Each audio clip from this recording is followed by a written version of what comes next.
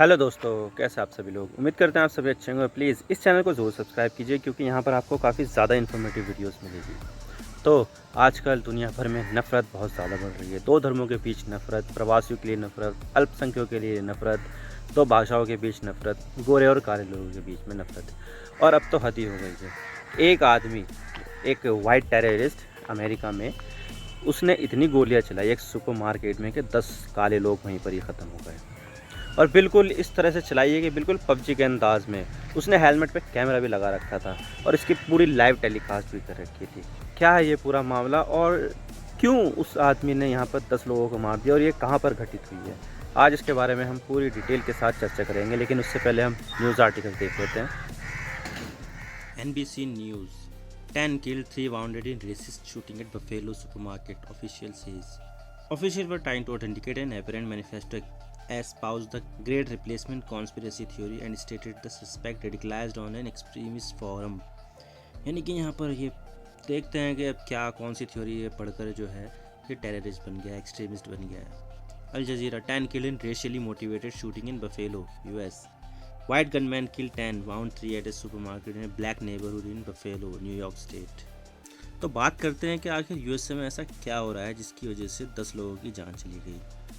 तो यहाँ पर एक 18 साल का लड़का है जिसने पूरे मिलिट्री स्टाइल के कपड़े पहन रखे थे, यानी वो पूरी तैयारी के साथ आया था। और इतना ही नहीं, उसने एक हेलमेट पहन रखा था जिस पर एक कैमरा फिट था और वो एक सुपरमार्केट गया और वहाँ पर गोलियाँ चलानी शुरू कर दी। और इतना ही नहीं, उसने एक स्ट्रीमिंग प्लेटफॉर्म जिसका नाम ट्विच है वहाँ पर इस पूरे इंसिडेंट की लाइव स्ट्रीमिंग कर दी। और बाद में ट्विच ने इस लाइव स्ट्रीमिंग को बंद कर दिया जब उसे पता चला कि यहाँ पर हिंसा हो रही है।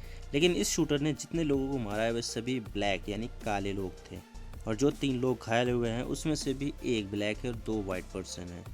ये जो शूटर है, टेररिस्ट है, वो पकड़ लिया गया है। इसकी पहचान पेटन ग्रैंडरॉन है और वो कॉन्कलिन का रहने वाला है। जिस जगह पर उसने गोलियां चलाई वो कॉन्कलिन से 320 किलोमीटर दूर है, यानी बफेलो जो है कॉन्कलिन से 320 किलोमीटर दूर है, और वो अपनी कार से वहाँ तक पहुँच जाता है। मैं आपको मैप में दिखा देता हूँ ये सब चीज़ें।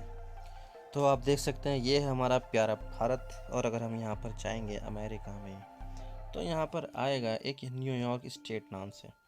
न्यूयॉर्क इसकी राजधानी भी है, शहर भी है, लेकिन ये एक स्टेट भी आता है। जैसे कि यूपी में, जैसे कि इंडिया में यूपी है, महाराष्ट्र है, तो यहाँ पर एक जगह है कॉन्कलिन करके। तो जो शूटर था वो यहीं से आया था। देखिए आप, कॉन्कलिन ये रहा, किर्कवुड कॉन्कलिन, और ये बिल्कुल बरघमटन के पास ही है। और यहाँ से अगर हम जाएंगे 320 किलोमीटर दूर नॉर्थ वेस्ट की तरफ, जहाँ पर ये नायग्रा फॉल्स है, जो जहाँ पर बिल्कुल ही जो बहुत ही खूबसूरत जगह है नायग्रा फॉल्स, तो यहाँ पर आता है बफेलो। अब बफेलो में ही बिल्कुल यहाँ पर एलन टाउन के पास ही है एक, मैं आपको दिखा देता हूँ यहाँ पर किसी जगह।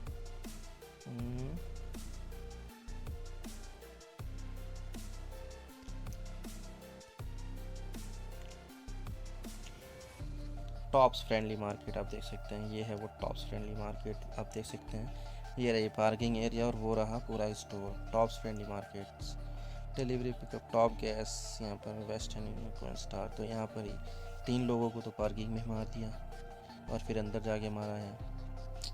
तो आप देख सकते हैं कितना ख़तरनाक नज़ारा होगा। तो ये पूरा बफेलो सिटी है एक, बिल्कुल ही वहाँ पर ही हुआ है। और ये बिल्कुल ही लेक, कौन सी लेक है ये, लेक इरी के पास है बिल्कुल। तो वापस चलते हैं वीडियो पर। तो अब मैं बताता हूँ कि किस तरह से टेररिस्ट ने पबजी और फ्री फायर की तरफ फायरिंग की और लोगों को मार दिया। तो सबसे पहले मैं आपको बता दूं कि वो अपने घर कॉन्कलिन से चला और 320 किलोमीटर दूर बफेलो पहुंचा अपनी कार से। उसने अपनी कार में ये सब सामान रख रखा था, जैसे राइफल, गन, हेलमेट और हेलमेट पर लगने वाला कैमरा। तो जैसे ही वो टॉप्स सुपरमार्केट पहुंचा तो उसने लाइव स्ट्रीमिंग शुरू कर दी और उसने किसी भी चीज़ का इंतज़ार किए बिना बस गोलियां चलानी शुरू कर दी। पार्किंग से ही कर दी उसने, मतलब जैसे ही टॉप्स पहुंचा तो कार से उतरा और पार्किंग से ही उसने गोलियां चलानी शुरू कर दी, जिसमें शुरू में तो 4 को गोलियां ये लग गई। पार्किंग लॉट में 4 को गोली मार दी जिसमें से 3 मर गए। फिर जब वो टॉप स्टोर के अंदर गया तो स्टोर के गेट पर ही उसे एक सिक्योरिटी गार्ड दिखाई दिया, तो उसने सिक्योरिटी गार्ड पर गोली चला दी। लेकिन सिक्योरिटी गार्ड को यहाँ पर कुछ नहीं हुआ क्योंकि उसने बुलेट प्रूफ जैकेट पहन रखी थी। जब उस शूटर को ये पता चला तो वो सिक्योरिटी गार्ड जिंदा है, तो शूटर ने फिर गोलियाँ चलाई और ऐसी जगह पर गोलियाँ चलाई जहाँ पर बुलेट प्रूफ जैकेट का कवच नहीं था।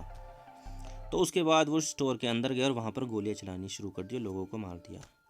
इसके बाद पुलिस सुपरमार्केट के अंदर गई और जहाँ पर सामान रखे हुए थे ना स्टोर के, वहाँ पर शूटर से बात, और वहाँ देखा कि शूटर ने एक गन को अपनी गर्दन पर रख रखा था। फिर पुलिस वालों ने उससे सरेंडर करने को कहा और उसने सरेंडर कर दिया। मैं आपको दिखा देता हूँ वो शूटर जिसने टॉप सुपरमार्केट में शूटिंग की है और 10 लोगों को मार दिया है। तो ये है वो पेटोन ग्रैंडरॉन जो अपने वकीलों से बात कर रहा है अभी फ़िलहाल तो कोर्ट में, ये बफेलो सिटी कोर्ट में, और इसको अब ऐसा अरेस्ट कर लिया गया है कि ज़िंदगी भर तक नहीं निकल पाएगा ये, क्योंकि इसको फर्स्ट डिग्री मर्डर चार्जेस लगा दिया है और कोई बेल नहीं मिलेगी इसको। और इस तरह से यहाँ पर देखिए आप, ये पार्किंग लॉट है ये टॉप सुपरमार्केट की, बफेलो पुलिस की गाड़ियाँ खड़ी है यहाँ पर, और 2 शख्स तो आपको दिखाई दे रहे होंगे कि यहाँ पर मार दिया गया है उसने, और ये नीचे पड़े हुए हैं। 4 को गोली मारी थी पार्किंग में, तो 2 तो यहाँ पर दिख रहे हैं, 3 मरे गए थे पार्किंग में। और ये वो टॉप स्टोर है, बाहर से देख रहे हैं सब, यहाँ पर पुलिस के आप पहरा है वहाँ पर, और अपनी ये इन्वेस्टिगेशन कर रहे हैं, इन्वेस्टिगेशन टेप मारकर। और इस चीज़ को देखते हुए बफेलो सिटी के मेयर बायरन ब्राउन ने कहा है कि ये एक बहुत ही बुरा नाइटमेयर यानी कि डरावनी रात है जो कोई भी कम्युनिटी फेस कर सकती है। और इतना ही नहीं, as a community we are hurting, और जो दुख दर्द इन फैमिली को हुआ है जो शब्दों में बयान नहीं किया जा सकता है। खैर अब इस शख्स का तो निकल पाना बहुत ही मुश्किल है और अब ये शायद पूरी ज़िंदगी जेल में ही रहेगा। लेकिन सवाल ये आता है कि अमेरिका के अंदर मास शूटिंग क्यों होती है? तो देखिए, अमेरिका में गन रखना ऐसा है जैसे कि इंडिया में समोसे खरीदना, कोई भी वहाँ पर गन रख सकता है। और जब इन लोगों के दिल में नफरत हावी हो जाती है ना, चाहे फिर वो सामने कोई सी भी कम्युनिटी हो, तो उसके लिए अक्सर वहाँ पर मास शूटिंग की घटनाएँ हो जाती है। मैं आपको अमेरिका की गन ओनरशिप का डेटा दिखा देता हूँ।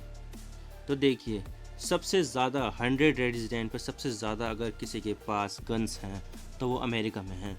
अगर वहाँ पर एक जगह पर 100 लोग रह रहे हैं ना, तो 2011 के डेटा के हिसाब से तो 88 गन्स होती थी 100 लोगों पर, 88 गन।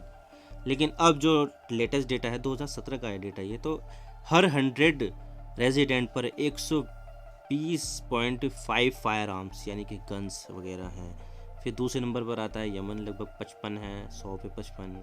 फिर Switzerland, Finland, Cyprus, Saudi Arabia, Iraq, Uruguay, Canada, Austria, फिर ये आता है।